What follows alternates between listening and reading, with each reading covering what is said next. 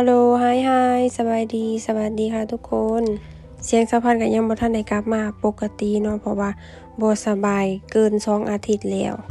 ก็เลยบ่ได้ลงคลิปเนาะเพราะว่าคลิปที่สะพานสิลงนี่ก็แบบว่ามันต้องพากย์เสียงใส่หันนะแล้วก็คลิปนี้ก็เป็นก่อนวันวาเลนไทน์เนาะเพราะว่าแฟนจะมานะแล้วก็ของอยู่ในบ้านก็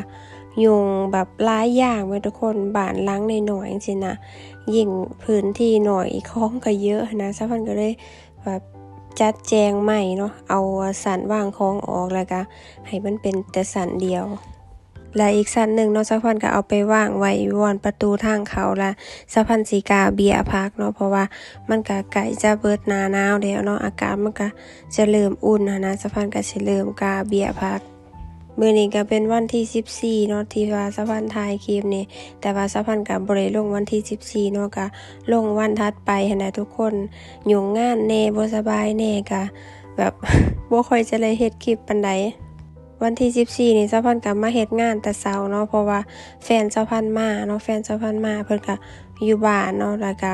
สามารถดูแลวินตันได้นะสะพานก็เลย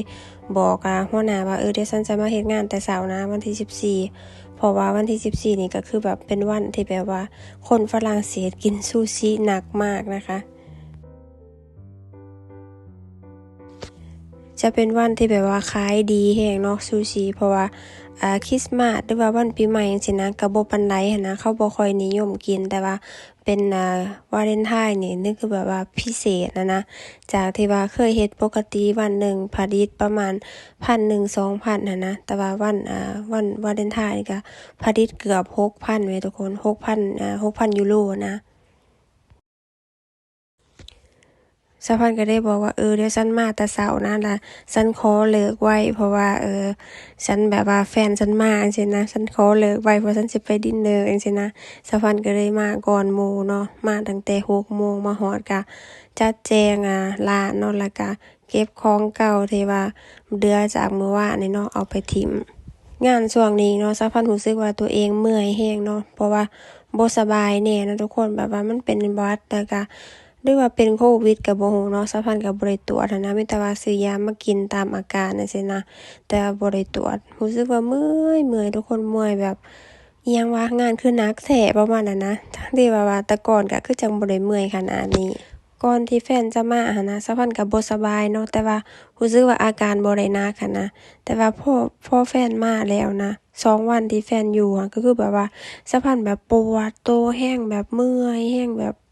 เหมือนสิบ่รอดอะแม่ทุกคนแบบอาการเหมือนแบบจะไม่รอดเลยบวกกับช่วงนี้ก็คนแบบว่าพนักงานเฮ็ดงานนำกันก็คือแบบว่าเข้าๆออกๆจังซี่นะก็แบบคนบ่สม่ำเสมอนะเราก็เฮ็ดงานบ่สม่ำเสมอคือกันนะมันก็เวลาคนขาดเราก็เฮ็ดหลายขึ้นจังซี่นะเฮ็ดหนักขึ้นกว่าเก่า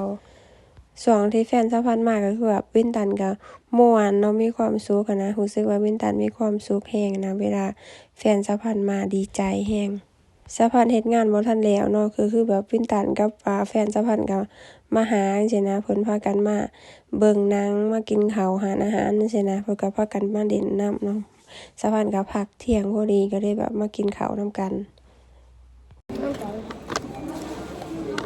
Ça va? Excusez-moi, vous avez le ticket ou pas? Est-ce que vous êtes sorti Ton travail ici,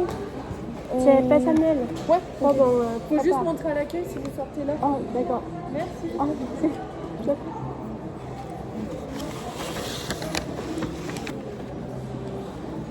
ปกติแล้วสะพานสิเอาอาหารที่ว่าเฮ็ดอยู่ในร้านเนาะไปกินอยู่บ่อนห้องกินข้าวของพนักงานเนาะแต่ว่ามื้อนี้สะพานเอาออกมาทางบ่อนเขาจ่ายเงินนะแม่ทุกคนแล้วก็บ่ได้เอาไปโชว์ให้พนักงานเขาเบิ่งหั้นนะเขาก็เลยมาขอเบิ่งว่าเฮาเอาหยังออกมา I close my eyes. Yeah. You come here? Come here? Sit here? And you close your eyes. You close your eyes. I close my eyes. Close your eyes. Oh, pardon. C'est bon?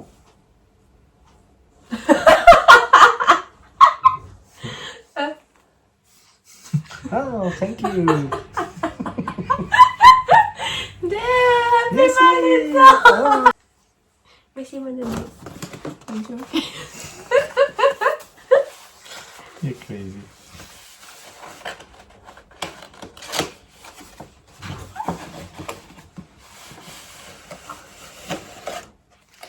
It's very small. Petit. C'est toi, hein? C'est pas petit. C'est pas si petit que ça. Ah, c'est bon. C'est la bonne taille? Tu crois? Oui. Ou il faut plus petit? Un peu plus petit, hein? Ouais, mais c'est bon. Je pense 50, ça aurait été mieux. C'est Ah, 52. c'est belle. Ah, je didn't say. C'est une quoi? C'est Will you marry me? Oh, tu le sais que je veux que tu m'épouses. Will you marry me, man? I say yes. You say yes? C'est une bonne taille? C'est parfait.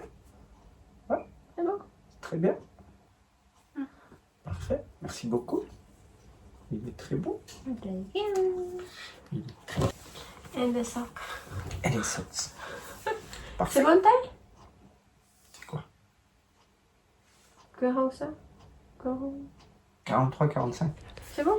สิบอกว่าจองหารอาหารยากแฮงเนาะก็คือว่าก่อนวันวาเลนไทน์นี่ประมาณอาทิตย์หนึ่งนะต้องโทรไปจองหารอาหารไว้ถ้าบ่ฉะนั้นก็คือแบบว่าหารอาหารเต็มเลย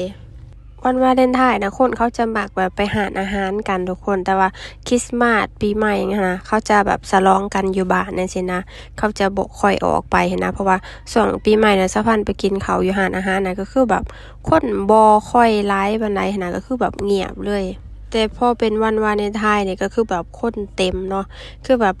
รอบแรกนะตอนดินเนอร์จังซี่นะรอบแรกประมาณ 7:00 นจังซี่นะ 7:00 นหา 9:00 นรอบที่2อ่ะคนลูกค้าจะมารอบ 9:00 นหาแบบว่าดึกๆจังซี่นะมันเป็นรอบแฟนสะพันก็คือลืมจองหารอาหารเนาะก็คือแบบว่ามาจองแบบว่าก่อนวันวาเลนไทน์มื้อนึงก็คือแบบจองบ่หลายเนาะก็คือเต็มอันนี้มันมีหารนึงที่แบบว่าอยู่เมืองนึงที่ว่าสะพันเคยไปนะอยู่ลาโรเชนน่ะมันไกลนะก็เลยจองหลายก็เป็นหารอาหารไทยเนาะหารอาหารไทยแล้วทีเนี้ยก็กำลังพากันไปหั่นแหละพอลีขับรถผ่านหารอาหารอยู่เมืองที่ว่าสะพันอยู่หั่นนะไกลๆนี่แหละก็เลยบอกว่าที่รักเธอลองโทรไปเบิ่งมันหาเขามีแบบว่าโต๊ะว่างให้เฮาจังซี่นะผู้ที่แฟนสะพันก็เลยโทรไปผู้ที่บังเอิญว่ามีโต๊ะว่างหั้นนะก็คือแบบบ่ต้องไปไกลก็เลยวนรถกลับมาก็เลยได้กินข้าวไว้เนาะถ้าไปอีกเมืองนึงเนาะก็คือแบบว่า1 ชั่วโมงนะไปกลับก็2 ชั่วโมงเนาะเพื่อสิฮอดสะพันก็เมื่อยแล้วจังซี่นะ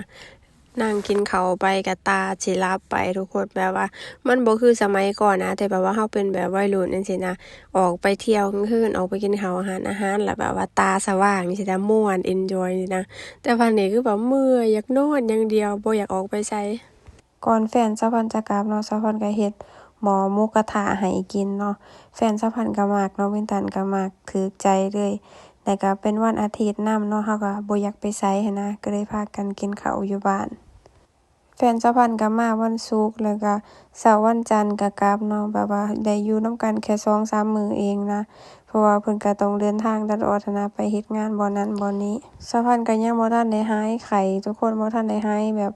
ไอเจ็บคออิหยังหั้นนะมีน้ำมูกนำนะแต่แฟนสะพันก็ไปซื้อยามาให้กินเนาะก่อนเพิ่นจะกลับ Paracétamol. Okay. You can take this one. วิตามิน Vitamin. Huh?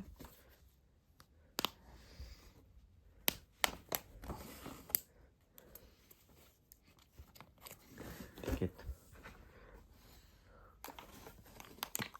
Not put in the water No, it's not to put in the water. It is to eat. So, a croquet. Croquet means.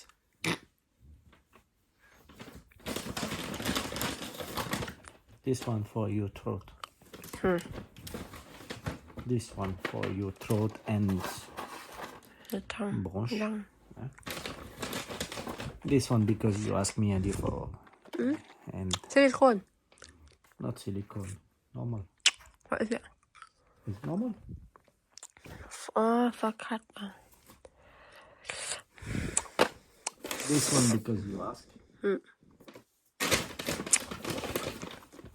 And that's it. no test No, what? no test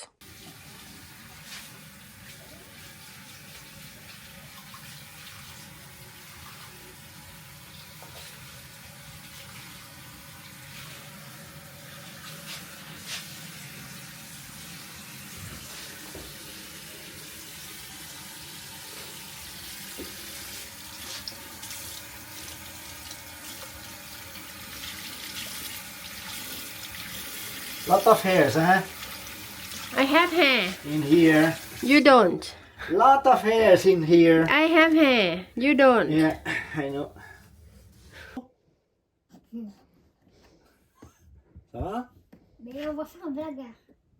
À quoi? Un blague. Ça vous appelle pas. Il y a des soldiers ici.